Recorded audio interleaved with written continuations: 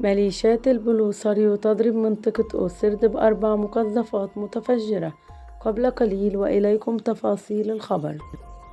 قامت مساء اليوم الجمعة ميليشيا البوليساريو الإرهابية بعملية إرهابية جديدة بالأقاليم الجنوبية للمملكة المغربية، بالضبط في الجماعة القروية أوسرد التابعة لجهة الدخلة وادي الذهب.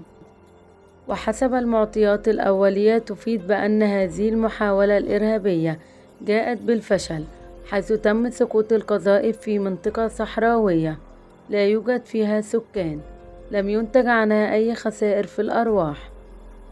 كما أفادت المصادر بعد التأكد من العملية الإرهابية التي قامت بها المنظمة الإرهابية، هرعت السلطات المحلية إلى عين المكان من أجل المعاينة.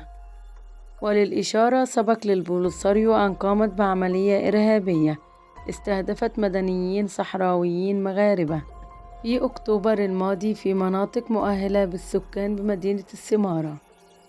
وهذا العمل الإرهابي هو دليل قاطع على تورط منظمة البوليساريو الإرهابية في انتهاكات ضد حقوق الإنسان واستهداف الشعب الصحراوي.